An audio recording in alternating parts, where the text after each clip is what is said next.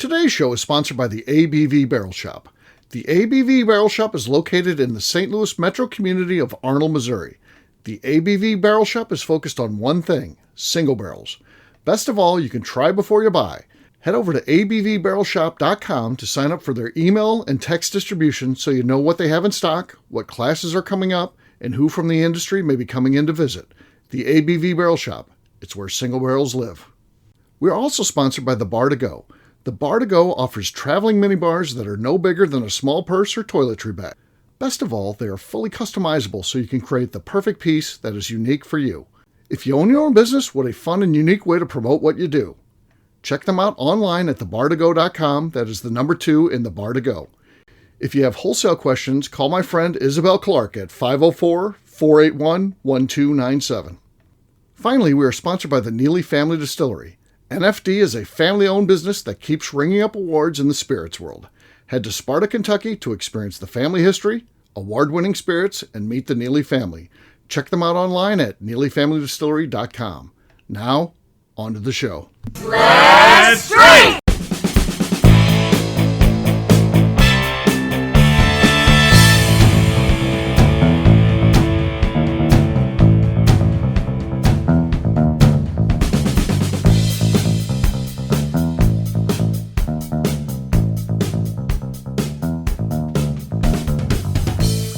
Welcome to the Bourbon Daily, the podcast about everything bourbon delivered to you every day of the week. Today on the show, we talk about the impact Royce Neeley, being a resident of Key West, may have on the city. My name is McNew. Please join me in welcoming my co-host, Steve Akeley, along with our special guests, Jeff Andruzzi and Kathy Poole. Hey, gang, what's up?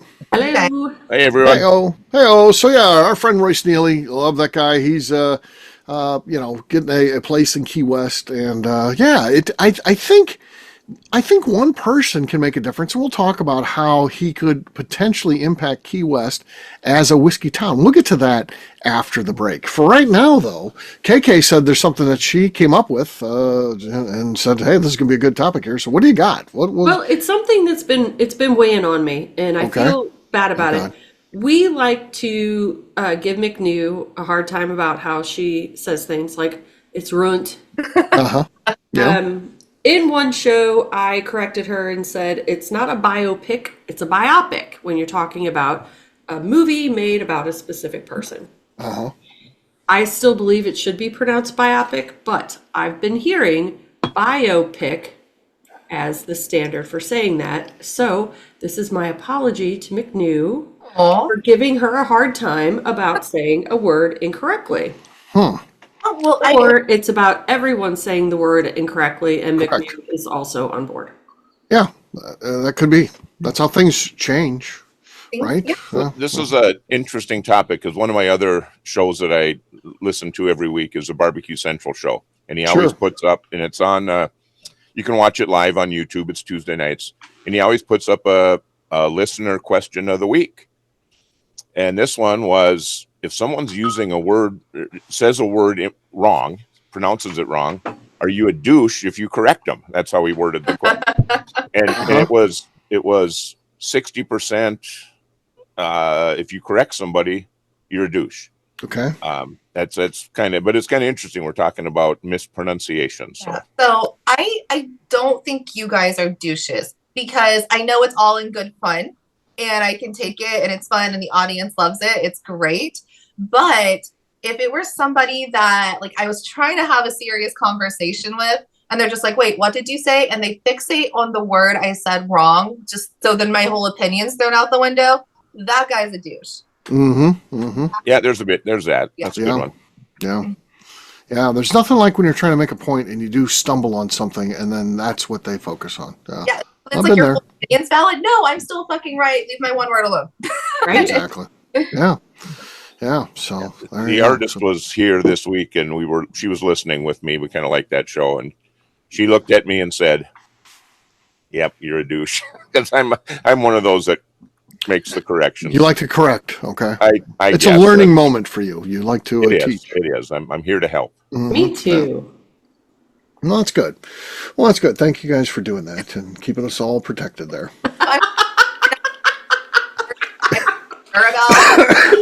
He's like, this was the worst small talk ever. Oh yeah, the apology episode. So yeah. Though, and the way that I'm supposed to pronounce this, I'm going to have you pre-screen all my words for me. Now you brought this yourself. So I take a lot of heat because of my Canadian accent, and I'm not Canadian, but dang near close enough, right? So yeah. I get that all the time from people. Get a boot, you know, they just call it out all the time. Yeah, yeah, definitely. And I just own it. You have a unique diction that I think works for you though, with the baritone pipes and the diction that you've got. I think it's good. It's good. It's good for the shows. Like, Jeff's voice reminded me of like a college professor. I don't know what you're professing about, but like it's one of those voices that like is standing up in front of a room, and I'm just like, yeah, that's a good voice to listen to. Yeah, Probably not college. It's yeah. On that note, it's time to drink. What is everyone drinking? Let's start with Jeff this time. Jeff, what do you got? Well, I'm excited to try this one too. I've got some Wizard's Roost Kindred collaboration. Okay. Oh, solid. Solid. Could be 3 for 3. We'll see. McNew's next. I'm going to go with some Woodford. Don't know if it's going to compete though. Okay. No. KK. I'm going to give it my best shot with the Middle West. I've got the finished Pumpernickel Rye. Okay. No, nothing there. I've got some malted Bang Dog here. So Tommy's malted Bang Dog. See what we got here. No, nothing there. Jeff, an easy win again, man. Yep. That's nice. Cheers, Jeff. The microphone's working. Cheers, everyone. All right, we'll take a quick break, and then when we come back, we're going to be talking about, could Key West become a whiskey town? Could one person actually help make that transition? We'll do that in just a few.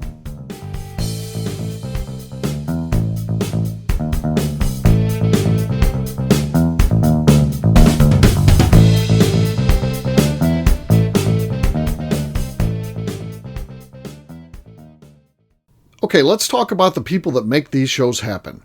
First up is the Stave and Thief Society. Via their in-person class at Moonshine University in Louisville, Kentucky, the Stave and Thief Society is the place where you, a bourbon enthusiast, can expand your knowledge and emerge an executive bourbon steward. In 2017, I completed my executive bourbon steward certification. It's the most comprehensive bourbon certification available and connects you with an expansive network of bourbon enthusiasts and professionals. Check out the full listing of in-person and online certifications and join the society today by enrolling at staveandthief.com. Speaking of Executive Bourbon Steward certification, the ABV Barrel Shop in St. Louis, Missouri has developed a unique partnership with the Stave and Thief Society to offer a preparatory class to assist you in getting your Executive Bourbon Steward certification. This prep class costs only $25 and is available to take live or online via Zoom. Graduates of our class receive a coupon code good for 15% off your Executive Bourbon Steward certification held in Louisville, Kentucky. This saves you almost $90. Additionally, you can collaborate with fellow attendees to split travel costs when you go to Louisville. If you're interested in signing up for the class, simply head over to abvbarrelshop.com and check out the classes and events page. Last but not least, we are sponsored by Neeley Family Distillery. Royce Neeley is the 11th generation distiller in one of America's oldest distilling families. A visit to Neeley Family Distillery takes you through family history, where you can see all the artifacts and newspaper clippings through the years from this family that started distilling in America after James Neeley arrived from Northern Ireland in 1740. Today, Royce Neeley and his team are crafting some of the best spirits in America. Their bourbon and absinthe offerings keep winning top honors in the spirits competitions. Recently, their absinthe made history as the first platinum winner in the absinthe category at the San Francisco Spirits Competition. Neeley Family Distillery is definitely a bucket list destination if you are a bourbon fan. Learn more about their spirit offerings, visiting their facility, and the awards they have collected over at NeeleyFamilyDistillery.com. And now, back to the show.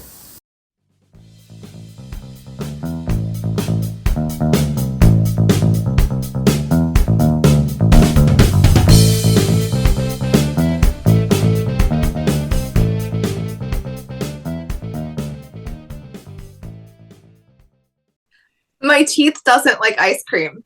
This is McNew, and you're listening to the Bourbon Daily. That's a pro.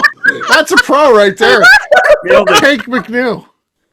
Welcome back to the Bourbon Daily. Today we're talking about if one distiller can turn Key West into a whiskey town. Yes, we are. So, Royce Neeley, loves Key West, and is getting a place down there, and I think there's some excitement there because Key West has a little bit of a whiskey culture. Now it's kind of behind the scenes. It's not for the touristy part, but the people that live down there, there's many transplants and many of them are, snowbirds. They're there, in the winter and then, or go elsewhere at different times of the year.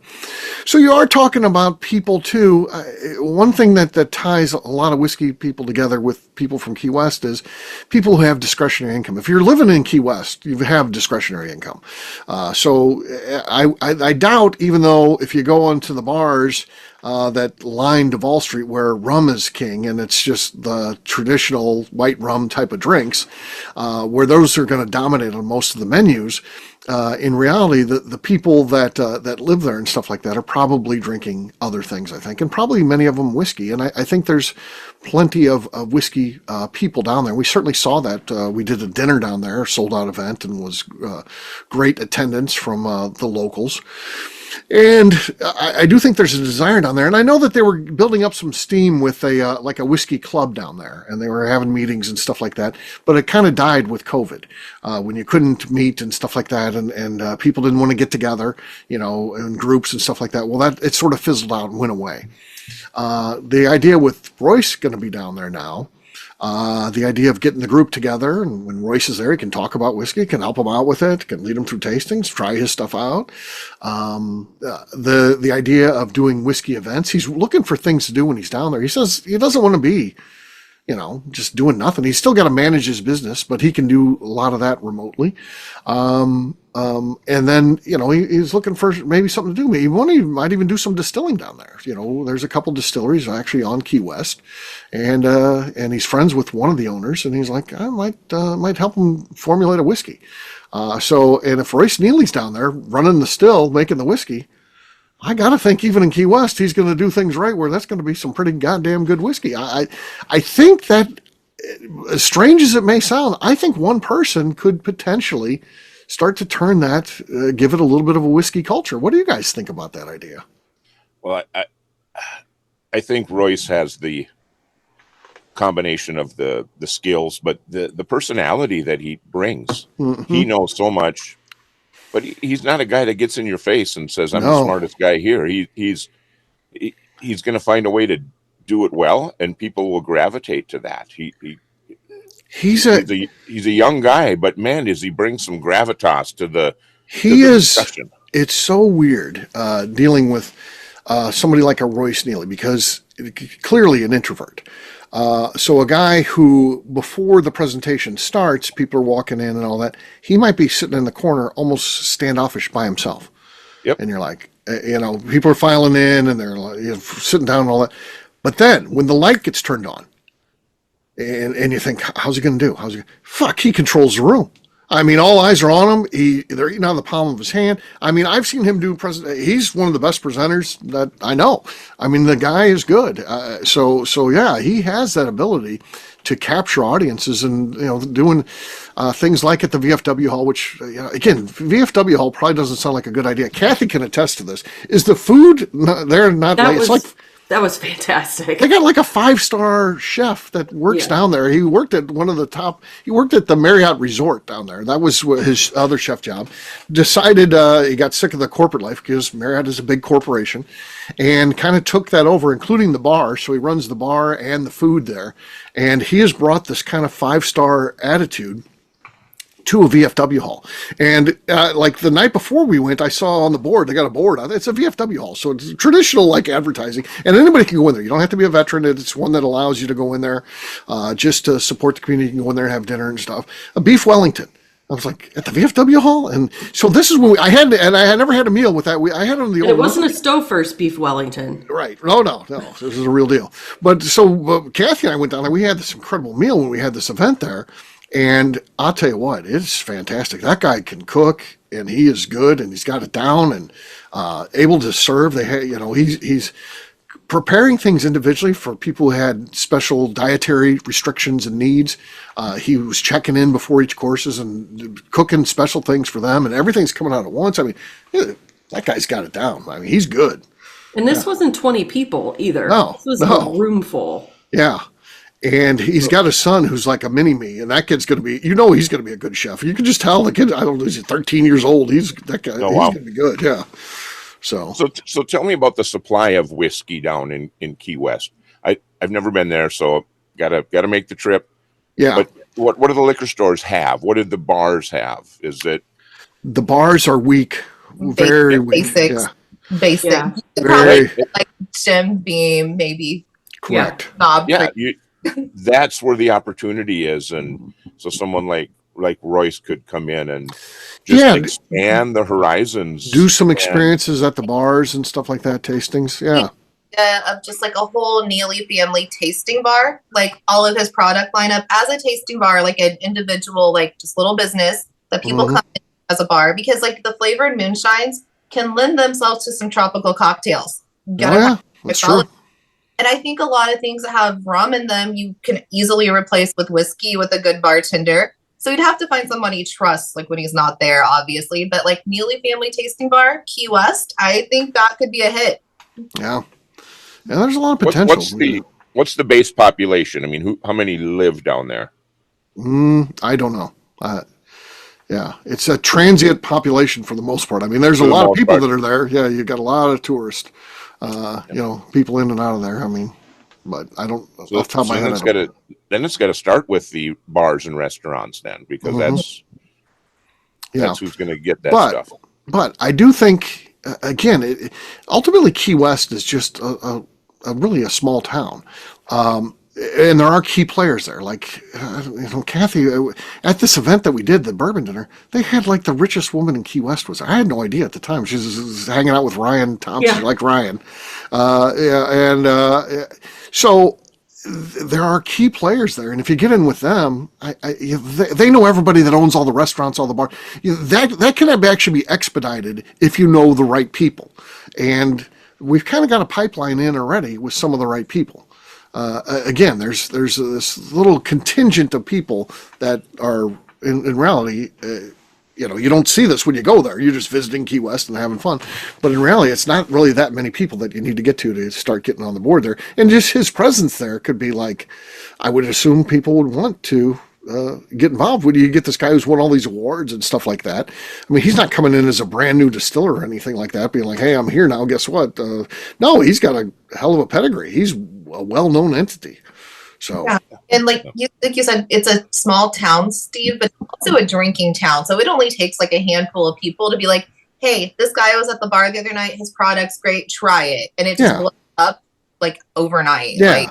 And there's a couple really good cocktail bars which you could focus on, like General Horseplay or the Saint. Yeah, you just focus on a couple of really good cocktail bars. I mean, most of the bars you go to, and it's just the typical tropical rum drinks. They don't even have whiskey offerings. Right. But skip those, because there's going to always be the need for that in a sort of sunny Florida tourist town. But you get in the right places there. Yeah, you could do some really good whiskey with that. And especially with the absinthe. Yeah. It's an absinthe town. It is. They will jump on that. There is some absinthe history there with Hemingway having lived there. If you could host like an absinthe tasting at the Hemingway house, I don't, know how to orchestrate that. That would be phenomenal. Yeah. Yeah, there certainly is a great absinthe history there. So that's an opportunity. So, it's exciting to see what might happen out of all this. It's cool because I'll just be along for the ride because I'm not going to be working forever, doing all this kind of stuff, and I'll be spending more time in Key West. So if he can toss us, they'll have a room for you. He's got a room for me, so if he can give me a job, I can stay busy down there. So I'll do something. So yeah. It'll be fun. Closet full of Tommy Bahamas right there for you. You don't even have to bring luggage. No, I don't have to bring luggage. Yeah. I'll have my own Tommy Bahama closet. So, yeah, that'll be nice. I mean, I don't know if Becca knows about all this yet, but well, I got to position that to her. When we go down, I'll be like, "What closet's mine?"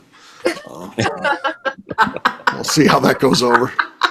Also, stop. Don't seem huge, Steve. I might think you might have an issue with the closet, but yeah, my shirts are big. Yeah, so. Well, just she needs the space. It's just not giving you a closet. Just throw it over a chair. You'll be fine. Yeah, that's true. That's true. It's true. All right. Well, on that note, we'll have to wait and see how that goes, and we'll wrap this one up as we always do by talking about where people can find us. Jeff, we'll start with you. Where can people find you? I'm on Instagram, Facebook, and the Cigar Dojo. Jeff Andreezy, 2 I's and 2 Z's. All right, KK. I am on Instagram at KK Cast Strength. McNew. I'm on Instagram at McNew ABV. All right, for me, I'm an easy guy to find. I'm at Steve Akeley, Twitter, Instagram, or Facebook. I've got a website, steveakeley.com. We also got a company website. That thing's abvnetwork.com. Check it out. Everything that we do is out there. Previous shows, blogs, so much more. abvnetwork.com. Come by and see us, the ABV Barrel Shop, the place where you can try before you buy. We're online, abvbarrelshop.com. McNew, anything else to say before we get out of here? I'd like to remind the audience to please give us a 5-star review. That includes comments. It helps new people find the show, which is very important to us. And if you like what we're doing, we ask that you please visit our Patreon page at patreon.com/the ABV Network. Great job today, gang. For audience, we'll have a brand new show for you tomorrow. Looking forward to that. Until then, take care, everybody. See ya. Bye. Bye. Bye-bye. Peace.